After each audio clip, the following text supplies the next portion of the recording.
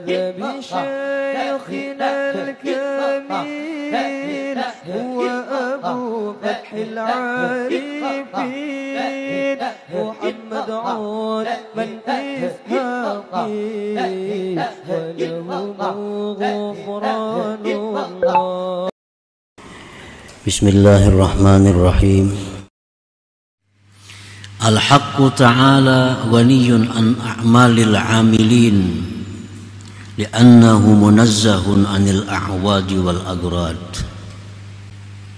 Bermula Tuhan Allah subhanahu wa ta'ala maha kaya daripada amalnya orang-orang yang beramal. Artinya Allah ta'ala tidak membutuhkan, tidak memerlukan kepada amalan-amalan orang yang beramal itu. Karena Tuhan itu maha suci daripada mengambil faidah terhadap makhluknya atau mengambil keuntungan daripada makhluknya. Fala tanfa'uhu ta'atuk wa la tadurruhu ma'siyatuk, maka tidaklah bermanfaat kepada Allah ketaatan engkau, dan tidaklah memudaratkan kepada Allah oleh maksiatnya engkau. Jadi sama ada kita ini taat, sama ada maksiat terhadap Allah, itu tidak ada sangkut pautnya bagi Allah manfaat atau mudarat itu. Wa inna ma amaraka wa nahak lima ya'udu 'alaika minal masalih wal manafi fid darain la ghairu. Hanya saja Allah menyuruh engkau dengan taat, menyuruh sembahyang, menyuruh kita puasa, menyuruh kita bersedekah, menyuruh kita naik haji, melarang kita maksiat. Nah, hanya saja Allah lakukan demikian karena sesuatu yang kembali kepada diri kita daripada kemaslahatan dan manfaat di dunia dan akhirat. Tidak ada lain pada itu. Jadi keuntungan ibadah semata-mata untuk kita. 100% keuntungan ibadah itu kembali kepada kita. Tidak ada sedikit pun keperluan Allah Ta'ala dengan ibadah kita ini. Amaraka bitta'at liyuqarribaka ilaihi. Allah suruh kita dengan taat, sembahyang tadi, zikir, baca Quran, agar dia dekatkan engkau kepadanya, supaya kita dekat. Jadi Allah menyuruh kita dengan macam-macam ketaatan itu agar kita dekat dengan Allah. Nah, karena kalau kita dekat dengan Allah, kita akan beruntung. Karena apa sebabnya?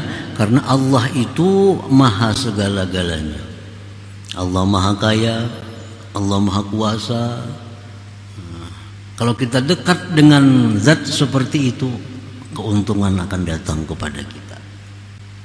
Tidak usah dibandingkan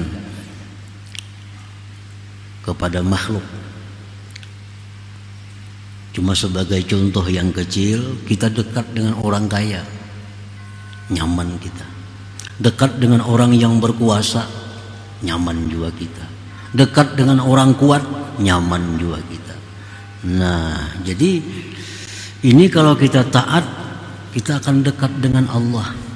Allah tuh maha kaya, Allah tuh maha kuasa, Allah maha segala-galanya. Alangkah nyamannya hidup kita kalau kita dekat dengan yang maha kuat, kaya dan sebagainya tadi. Nah, jadi Allah menyuruh kita taat ini supaya kita dekat dengan Allah. Wa nahaka 'anil ma'asi lima ja'ala fiha min 'alamatil bu'di an hadrati, dan Allah melarang, mencegah kita dari kemaksiatan karena sesuatu yang Allah jadikan pada itu maksiat daripada tanda kejauhan kita dari hadrat Allah Subhanahu wa ta'ala. Namun kita maksiat, kita jauh lawan Allah. Makin jauh lawan Allah, kita makin susah, kita makin hina. Kita jauh dengan orang yang mulia, kita akan semakin hina. Dan jadi itu sebabnya Allah melarang maksiat supaya jangan jauh lawan Tuhan. Nah, para muhibbin rahimakumullah. Nah, dicontohkan Allah memerintahkan kita bimuhafazatis salawat. Ini Al-Quran, wahafizu, jaga, pelihara sembahyang. Sembahyang ini ibadah yang paling pokok. Allah suruh kita memeliharanya. Jangan sampai ketinggalan, jangan sampai keluar dari waktunya. Itu arti menjaga. Wahafizu ala salawat. Nah, Tuhan kadang nyuruh sembahyang, tapi nyuruh jaga. Jadi bukan hanya sekedar sembahyang, dijaga sembahyang itu, dipelihara. Nah, pelihara sembahyang, jaga sembahyang. Karena kalau kita sembahyang, banyak manfaat yang kembali kepada kita. Sedikit pun manfaat itu kadada kepada Allah. Kita mau sembahyang, mau kada Allah, kada ada urusannya. Kada ada manfaatnya bagi Tuhan, kada ada mudaratnya kalau kita kada sembahyang. Tapi ini untuk kita.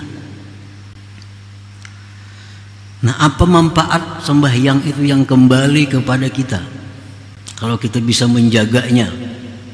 Pertama disebutkan mardatun li rabbik tabaraka wa ta'ala. Sembahyang itu keridhaan dari Tuhan kepada kita. Nah, kalau kita sembahyang itu dijaga, sembahyang itu dipelihara, Tuhan ridha lawan kita.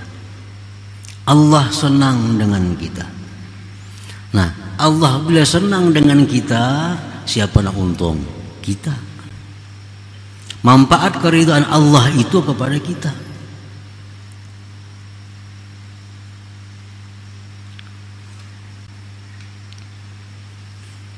Mardatun lirabbi tabarak wa ta'ala.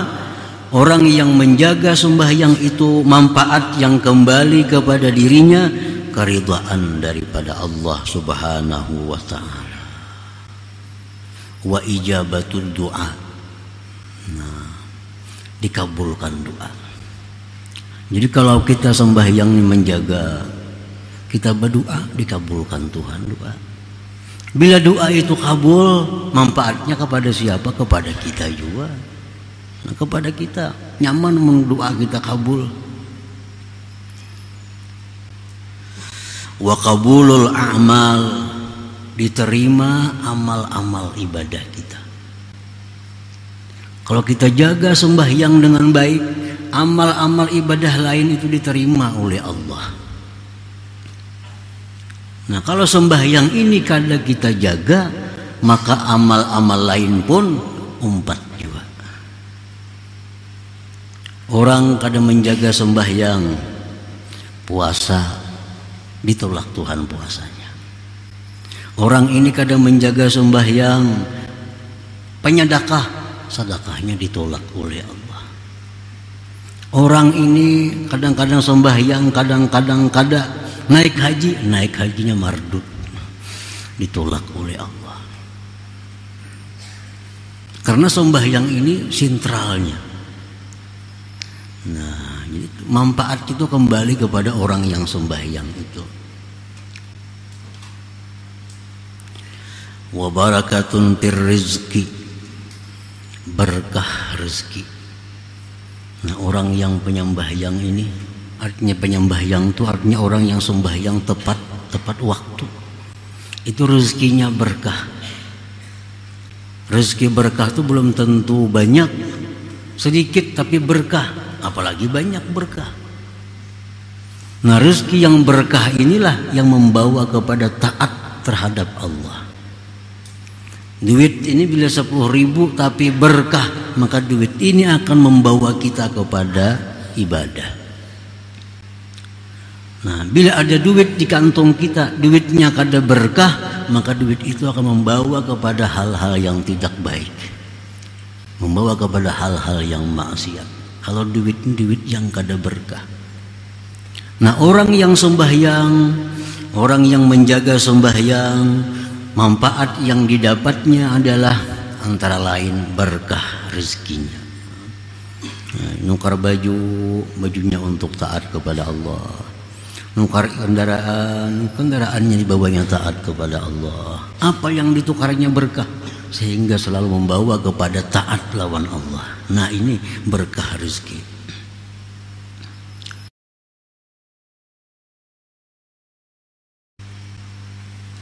Wasyafi'un an sahibiha, dan memberi syafaat orang yang sembahyang itu. Sembahyang ini memberi syafaat lawan inya, baik menghadapi malaikatul maut. Nah, sembahyang ini memberi syafaat, baik menghadapi munkar dan nakir. Sembahyang ini memberi syafaat kepadanya.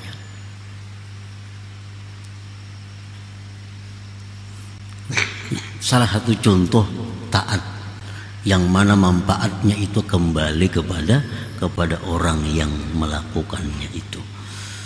Nah, para muhibbin rahimakumullah, wa nahaka an tarkis shalah, Allah melarang engkau daripada meninggalkan sembahyang. Kenapa? Kalau kita meninggalkan sembahyang itu kenapa sebabnya Allah melarang? Karena kalau kita meninggalkan sembahyang itu banyak kemudaratan yang kembali kepada kita. Banyak mudarat yang kembali kepada kita. Kalau untuk Allah kada ada mudaratnya, kita kada sembahyang. Sedikit pun Allah kada terganggu dengan kita kada sembahyang. Tapi kita yang banyak dapat kemudaratan kalau kita meninggalkan sembahyang. Makanya Allah berulang-ulang, Rasulullah pun demikian, jangan tinggalkan sembahyang itu. Karena meninggalkan sembahyang itu adalah awal dari kehancuran iman, kehancuran Islam, kehancuran orang yang meninggalkannya itu. Nah, oleh karena itu dilarang, sangat dilarang meninggalkan sembahyang itu, karena ini pangkal kemudaratan yang akan datang pada dirinya. Li'annaha rab'ul barakah min kasbihi wa rizqih. Tuhan itu melarang kita jangan sekali-kali kada sembahyang. Karena bila kita kada sembahyang itu berkah ini diangkat. Berkah umur, berkah rezeki, berkah usaha diangkat oleh Allah. Maka bila berkah ini diangkat oleh Allah, kada ada kebaikannya lagi. Usaha kita kalau berkahnya diangkat, usaha itu kada akan baik lagi. Rezeki diangkat berkahnya, akan membawa kepada kejahatan-kejahatan. Nah, itu orang kada sembahyang itu ditariki Tuhan berkah-berkah itu. La yuqbalu minhu sairul a'mal, tidak diterima daripadanya sekalian amal. Pemuasa orangnya tapi sembahyang banu kada diterima Tuhan puasanya itu.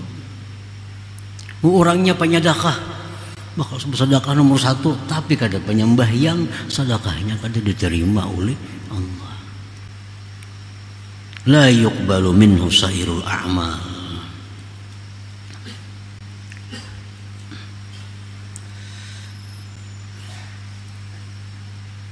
Dan orang yang meninggalkan sembahyang itu berhak disebut syaqiyun, orang yang celaka artinya.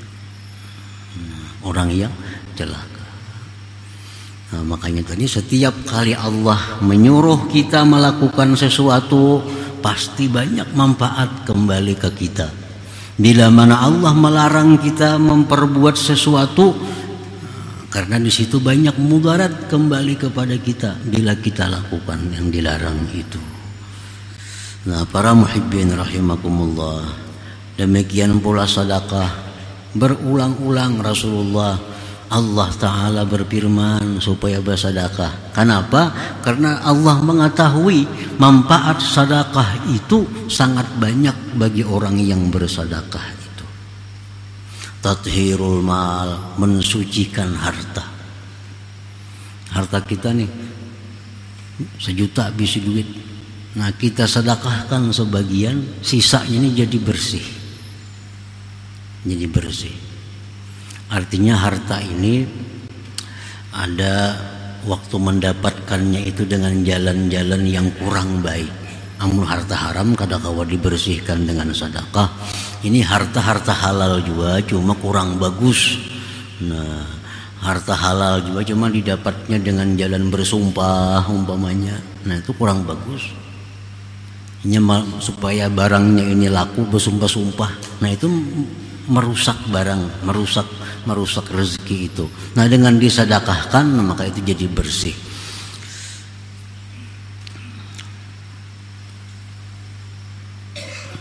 Mensucikan badan daripada dosa, bersedekah itu menolak bala bencana, menambah luas rezeki, banyak naung di hari kiamat di padang mahsyar, terdinding dari api neraka. Itulah manfaat sedekah yang kita terima. Makanya Allah berulang-ulang menyuruh kita agar bersedekah, karena banyak manfaat yang kita ambil. Nah, para muhibbin rahimakumullah. Jadi Allah Subhanahu wa taala tidak sedikit pun mengambil manfaat dari kebaikan kita, dan tidak sedikit pun Allah terganggu dengan kemaksiatan kita. Nah, itu intinya. Allah menyuruh ini, Allah melarang ini semata-mata untuk manfaat yang kembali kepada orang yang melakukannya. Terima kasih Anda telah menyaksikan ceramah dari Kiai Haji Muhammad Bahit. Semoga bermanfaat dan jangan lupa subscribe, like, share, dan komen.